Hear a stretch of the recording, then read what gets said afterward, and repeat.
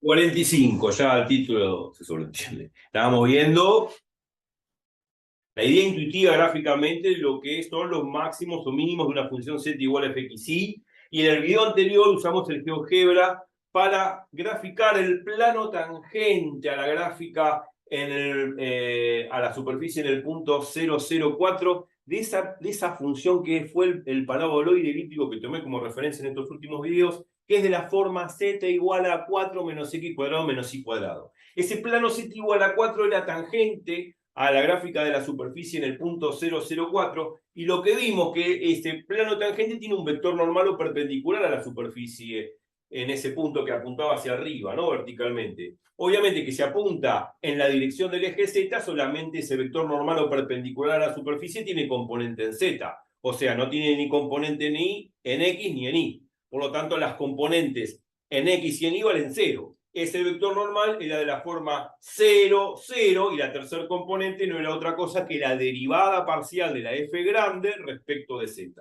Acuérdense que la fxy z grande se obtiene así. Si a mí me dan z igual a fxy, paso la z sumando o restando, me queda f de xy menos z igual a 0. Bueno, esa f chiquita xy menos z igual a 0 no es otra cosa que la f grandota xy z. Bueno, esa f grandota, f, x y z, si hago la derivada parcial de f respecto de x, de f respecto de y de f respecto de z, me da las tres componentes del vector normal a la gráfica de la superficie en ese punto, en particular, que en este caso es el punto 004, 0 de x, 0 de y y 4 de z.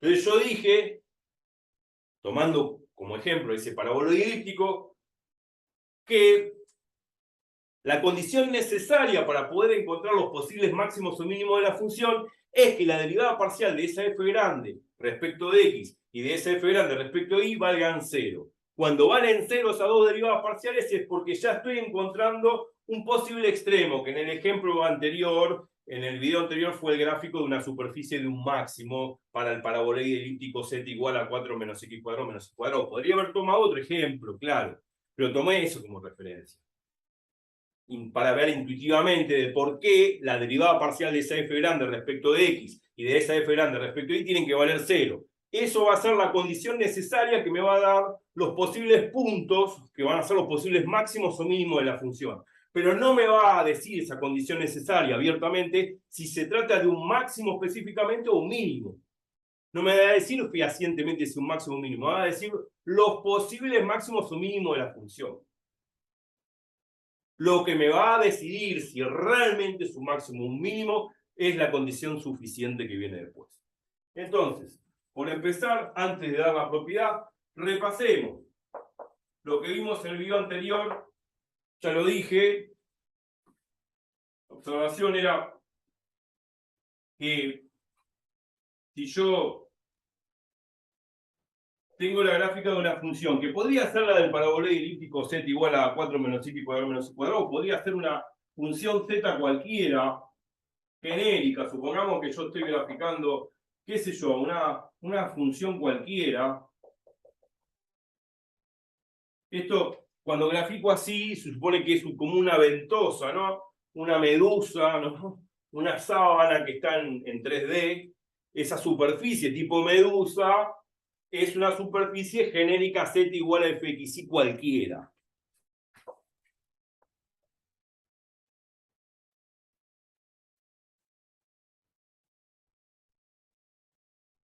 Dada por esta función bivariada. Bueno, en este punto ya vemos que hay un máximo. Porque estamos viéndolo intuitivamente. Podría haber tomado un ejemplo de una función que tiene un mínimo, pero la idea es exactamente igual. En este punto, que lo puedo llamar x sub 0 y sub 0, que son justamente este punto, sería el punto de coordenadas dado por este par ordenado x sub 0 y sub 0, vamos a encontrar un máximo valor de z. La máxima altura que alcanza z sobre la superficie es esa. Ese es el máximo valor que toma la superficie. O sea que este es el máximo valor que toma z. Esta es la máxima altura. Ese es el máximo valor, ese es el máximo de la función z. Bueno, yo dije acá que encontraba un vector normal, ¿no? Un vector normal a la superficie, que lo llamé n. Ese vector normal es perpendicular a la gráfica de la superficie en ese punto. Obviamente, como es perpendicular a la gráfica de la superficie de ese punto, también es perpendicular al plano tangente que pasa por ese punto. Ya vimos plano tangente, repasen ese tema. Ese vector normal habíamos definido cuando vimos plano tangente, que no es otra cosa que la derivada parcial de la f grande respecto de x, de la f grande respecto de y de la f grande respecto de z. Pero ese vector normal es solamente solidario o paralelo al eje z. Tiene solamente componente en z, no tiene componente ni en x ni en y. Por lo tanto, estas dos componentes, en este caso, tendrían que ser 0. Estas dos primeras componentes valen 0. Esta no. Esta es distinta de 0. Pero estas dos abiertamente sí. ¿Y justamente por qué? Porque acá encontramos un extremo máximo. Podríamos encontrar en otra función un extremo mínimo, pero la idea geométrica es la misma. La normal va a ser perpendicular a la gráfica de la superficie en este punto, y estas dos componentes, sea un máximo o un mínimo de la función según el caso, siempre estas dos primeras componentes, que es la derivada parcial de la f grande respecto de x y la derivada parcial de la f grande respecto de y, valen 0. Y eso va a ser la condición necesaria de este teorema que estoy diciendo para poder encontrar abiertamente la ubicación posible de esos puntos máximos o mínimos. O puntos de ensilladura, que podrían ser también. Después vamos a hablar de puntos de ensilladura, que serían los equivalentes a puntos de inflexión de análisis 1. Entonces, ahí es la misma para mínimo. En un mínimo, el plano tangente a la gráfica de la superficie en ese mínimo, el vector normal es perpendicular no solamente al plano tangente en ese punto, sino también a la gráfica de la superficie en ese punto. Y obviamente que estas dos primeras componentes también valen 0, porque ese vector normal es solidario o paralelo al eje axial z. Bueno, estas son las condiciones necesarias que se deben cumplir. Por eso el vector queda así, como hicimos en el GeoGebra. 0, 0, y acá pusimos la derivada parcial de f respecto de z. Acuérdense que la f grandota se forma a partir de esta expresión, z igual a fxy. Si yo paso este z sumando y restando, como lo hice antes, me queda 0 igual a fxy menos z. Y toda esta funcional la llamé f grandota x y z. Esta f grandota x y z mira como si fuese x y z variables independientes. A pesar de que no es tan cierto porque z depende de x y y. Pero esta f, a la hora de sacar las derivadas parciales, mira la f a la x y a la y y la z como variables independientes. Bueno, así construyo la f. Y después saco sus derivadas parciales. Y estas dos derivadas parciales, la primera componente y la segunda componente, tienen que dar 0. Y esa es la condición necesaria que nos va a ayudar a encontrar los posibles máximos o mínimos. Si yo hago la derivada parcial de f respecto de x, tomando esta funcional de acá, que es f xy menos z, que es igual a 0, si yo hago esto,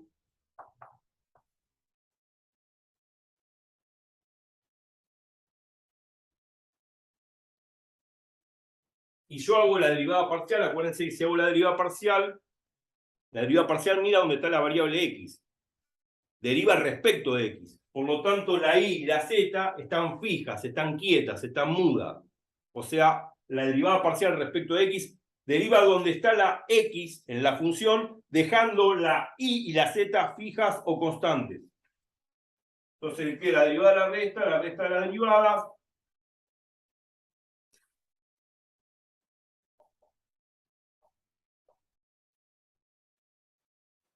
O sea, la derivada parcial de esta fxy respecto de x, menos la derivada parcial de z respecto de x.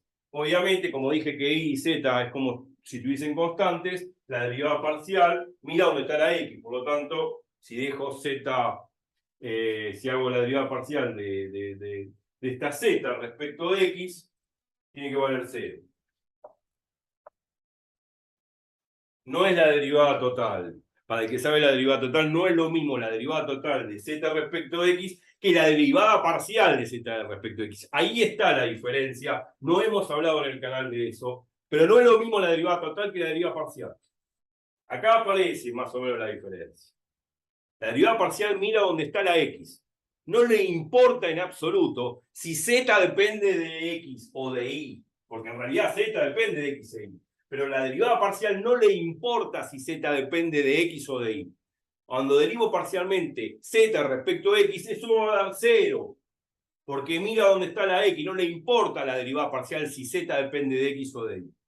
Ahí está la diferencia con la derivada total, donde la derivada total de z respecto a x, cuando vimos el tema del diferencial y cuando vimos el tema de la regla de la cadena, la derivada total de z respecto a x no es 0. Porque la derivada total no solamente mira dónde está la x en la función, sino mira a todas aquellas variables que dependen también de x.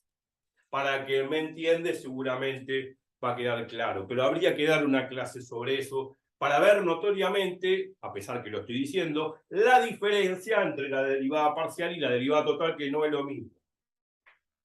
Bueno, esto del término da 0.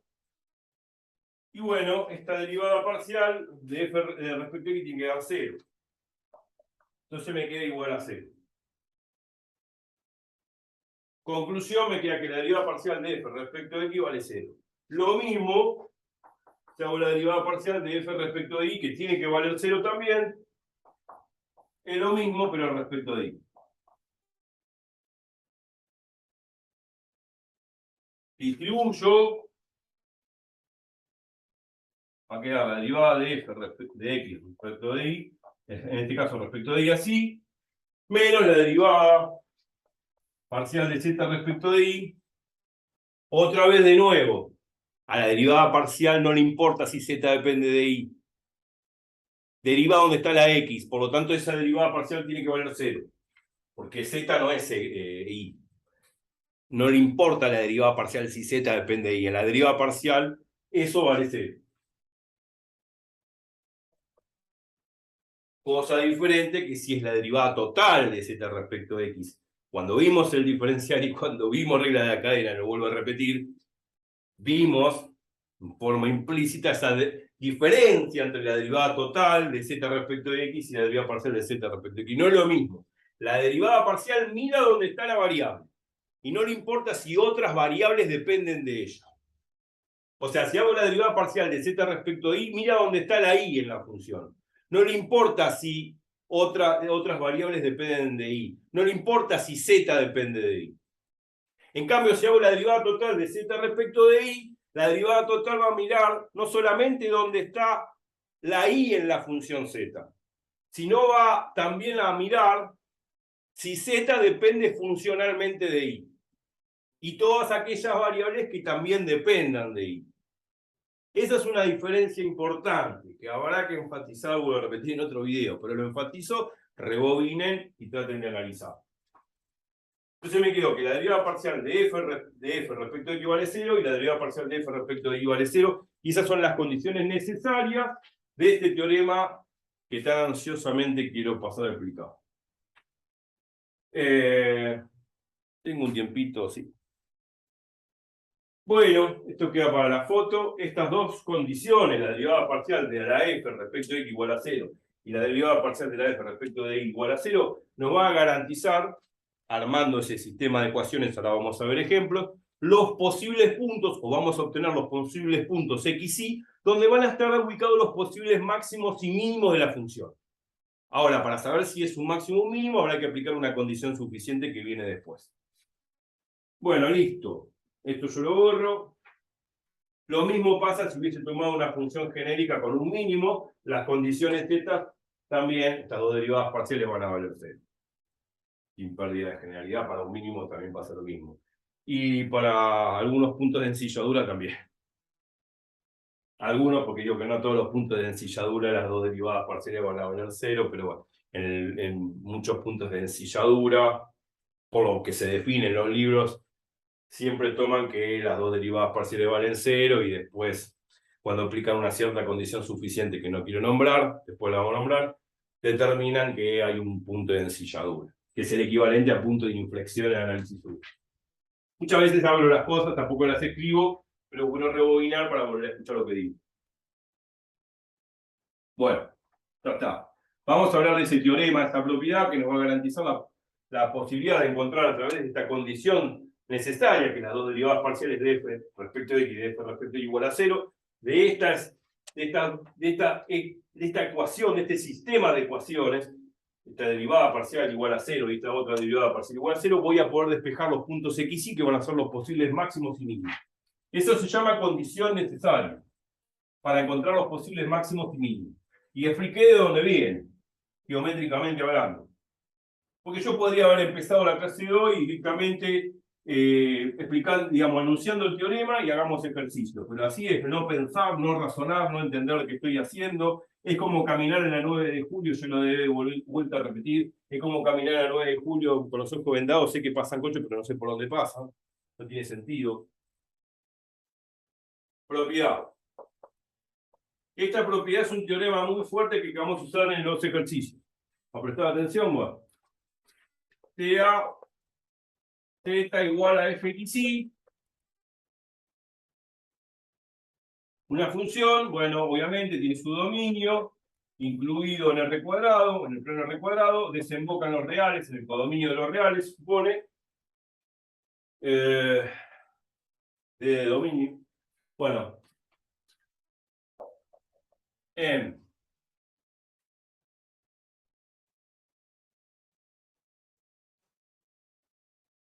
no, más bien que no.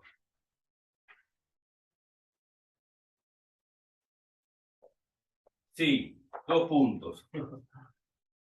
Primero, la derivada parcial de f respecto de x y la derivada parcial de f respecto de y.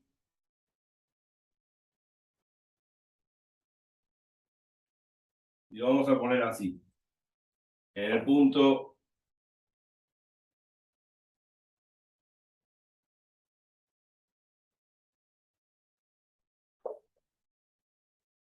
estoy tratando de enunciarlo.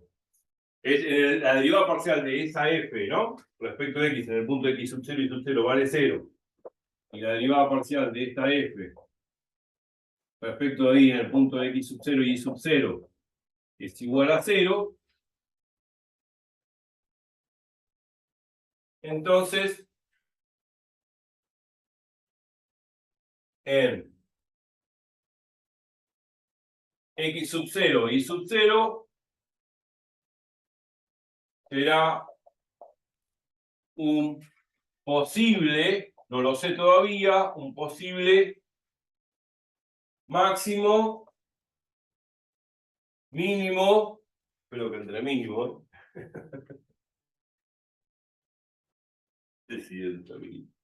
puede ser, mínimo o punto de ensilladura.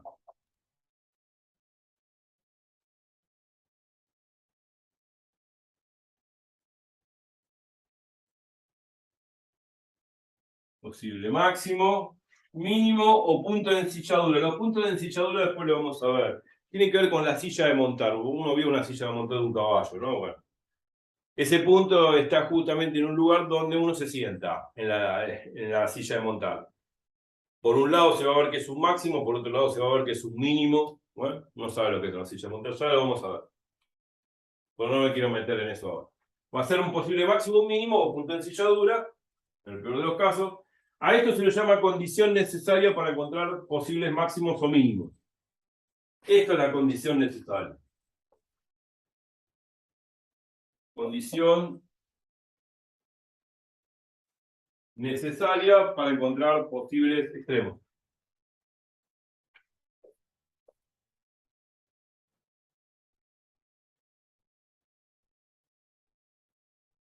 Para hallar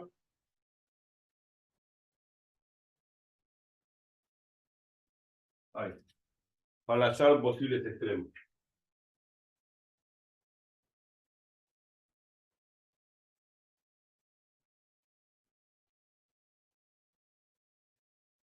Posibles. Puede ser que no haya.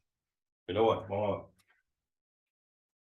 Y 2 viene la condición suficiente tan ansiada por todos. Decidir si realmente en X sub 0 y sub 0 encuentro verdaderamente un máximo, un mínimo, o en el peor de los casos un punto de ensilladura, que sería como el punto de inflexión en el análisis 1. Bueno, 2, la condición suficiente que garantiza eso. Bueno, esta condición suficiente no hay que preguntar ahora de dónde viene. En realidad, esta condición suficiente que voy a poner ahora sale de la teoría de formas cuadráticas de Sylvester. Sylvester fue un matemático inglés que se radicó a principios del siglo XX en Estados Unidos y formó la escuela matemática en Estados Unidos. Sylvester y Cayley se dice, en realidad, que fueron los que estudiaron las formas cuadráticas y que se utiliza mucho en geometría analítica y en álgebra lineal. Bueno, se estudian formas bilineales en álgebra lineal, no me quiero meter ahora en eso. Bueno, a través de la teoría de formas cuadráticas de Sylvester y a través del desarrollo de Taylor, o sea, a través de el término de segundo orden del desarrollo de Taylor, yo sé que no me van a entender lo que estoy diciendo, pero para el que me entiende sí, se puede deducir esta condición suficiente, se puede demostrar esta condición suficiente a través de esa teoría o de esas teorías, que me posibilita decir si en el punto de X sub 0 y sub 0, a pesar de que se cumple esta condición necesaria, tengo un máximo o un mínimo de la función. A través de esa teoría se puede demostrar esta condición suficiente que voy a poner ahora, que me va a determinar si en este X sub 0 y sub 0, a pesar de que se cumple esta condición necesaria, tengo un máximo o un mínimo de la función, o en el peor de los casos, un punto de ensilladura. Bueno, la condición suficiente dice así. Si el determinante, si yo tengo esta matriz, ¿no? A esta matriz la vamos a llamar matriz hessiana. Hessiana porque viene un matemático Hess. Viene de un matemático llamado Hess, un matemático alemán. La matriz hessiana vamos a escribir ahora. ¿Cómo se escribe la matriz hessiana? Así. Va a ser la derivada segunda de f respecto de x. Esta es la derivada segunda de f respecto de x. Acá vamos a poner las derivadas cruzadas.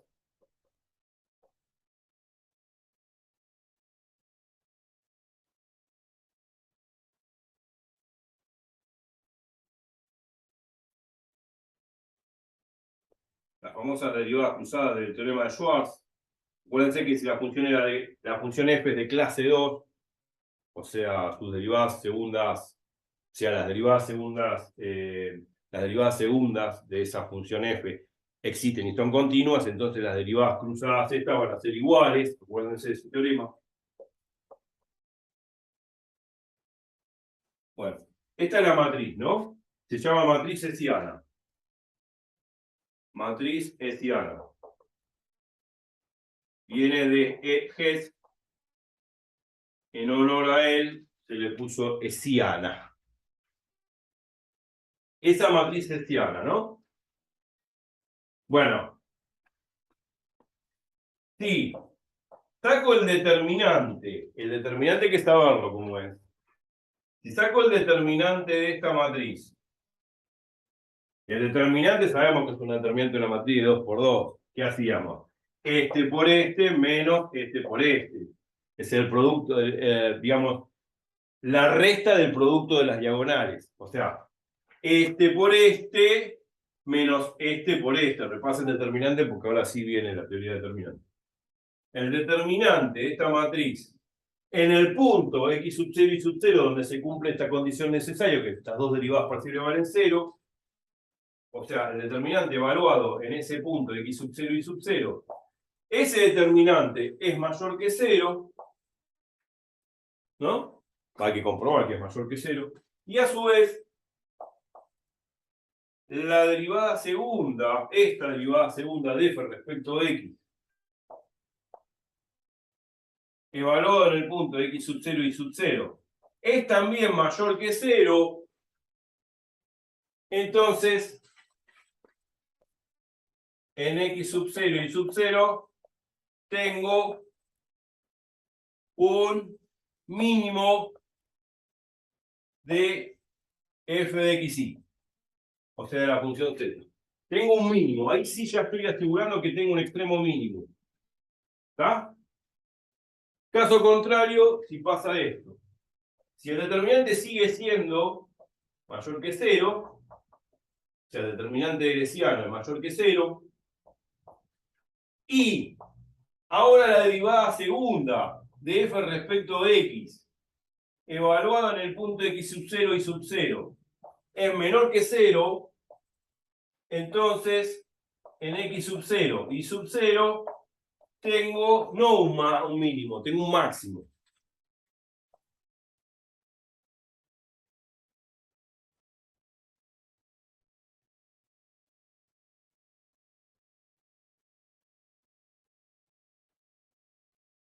Acá ya tenemos dos condiciones suficientes que nos garantizan realmente si va a haber un máximo o un mínimo en la función. O sea, lo primero que habría que hacer, ahora vamos a hacer ejercicios, hacer las dos derivadas parciales, tanto de f respecto de x y de f respecto de y, igualarlas a 0, despejar x e y, despejando x e y vamos a formar todos los puntos x sub 0 y sub 0 posibles, pues eso van a ser los posibles puntos máximos y mínimos, y después tengo que hacer esto del hessiano. El determinante de greciano, evaluarlo en ese punto, ¿no? Que encontré, x sub 0 y sub 0, si la derivada segunda de f respecto de x en el punto x sub 0 y sub 0 es mayor que 0, entonces tengo un mínimo. Caso contrario, esto se sigue cumpliendo, caso contrario sería que la derivada segunda de f respecto de x es menor que 0, entonces tengo un máximo. Y así estoy enunciando la condición suficiente para garantizar máximos o mínimos. No puse la condición suficiente para ver cuándo es un punto de ensilladura, pero no soy tan malo y lo voy a poner. Creo que tengo lugar aquí. Si el determinante del hessiano en ese punto llegase a ser menor a 0, entonces más fácil es aún. En x sub 0 y sub 0 tengo un punto de ensilladura. Ahora después vamos a ver gráficamente con el GeoGebra que es un punto de ensilladura que tiene que ver con esa famosa silla de montar de un caballo. Tengo un punto de ensilladura, que sería el prototipo del punto de inflexión en el análisis 2.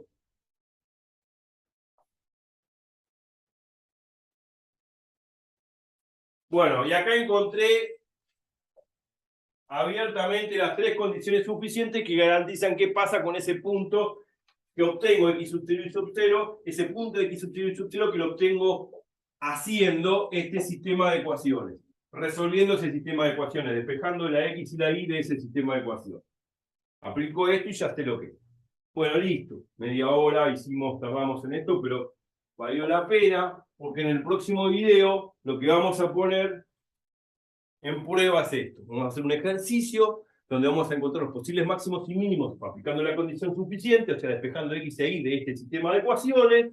Y una vez que encontramos los x sub 0 y sub 0 de este sistema de ecuaciones, aplicamos estas condiciones suficientes para determinar en lo posible si es un máximo, mínimo o un punto de ensilladura. Bien. Después lo del punto de ensilladura me lo reservo para hacer un dibujito con una función que se llama paraboloide hiperbólico, que tiene forma de silla de montar de caballo. Y vamos a ver que si tomo, por ejemplo, para que me entienda una función que es un paraboloide hiperbólico, z igual a x cuadrado menos y cuadrado, en el punto 0, 0, 0 de x, 0 de y, tengo un punto de ensilladura, que es justamente el punto donde yo me voy a sentar sobre la silla de montar del caballo. Esa superficie, que es un paraboloide hiperbólico, tiene forma de silla de montar. Ya lo podemos saber eso. No me voy a detener con eso ahora. Bueno, listo, pasaron 30 minutos. Queda esto bien, repasen bien este video, grábense todo esto, copien todo esto acá porque ahora vienen los ejercicios. Ahora vamos a hacer un ejercicio de máximos y mínimos extremos libres, porque es el extremo, posible máximo mínimo de una función que no tiene ningún tipo de restricción o condicionamiento. Eso lo vamos a ver cuando haya condicionamientos con los famosos extremos ligados o condicionados, que tienen que ver con los famosos multiplicadores de Lagrange para el que me entiende. Pero bueno, esta condición suficiente que está acá, vamos a poner condición suficiente.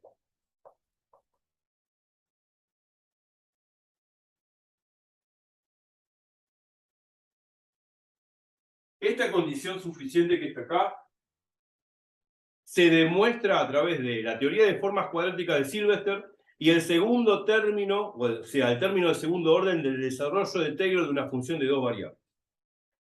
Pero aún más, o más aún, esta teoría de máximos y mínimos se puede ver para n variables.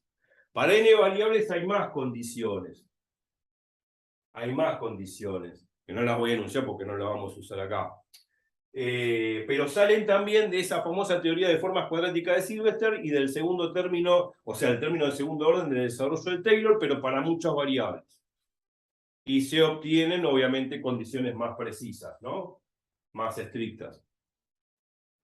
Y esa condición suficiente sale de esa teoría también para n variables. Lo digo para el que sabe de matemática, el que le guste, puede hurgar, y ya lo vamos a dar en el canal. No solamente la demostración de esto, para la gente que entiende matemáticas, sino para n variables, y lo cual también les podría dar una bibliografía muy interesante para ver otro tipo de demostraciones que está muy, muy interesante. Pero la idea es intuitivamente ver todo esto desde el punto de vista geométrico como hemos apostado hasta ahora. Geométricamente entender lo que es máximo y mínimo con los videos anteriores.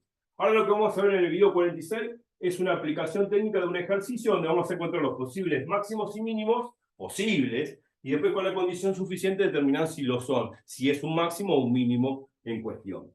O un punto de ensilladura en el peor de los casos. Bueno, listo, me fui. Hablé muchas cosas.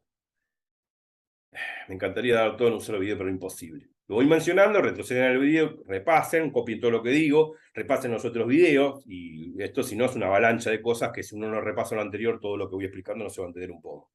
Así que bueno, nos vemos en 46. Chau, chau.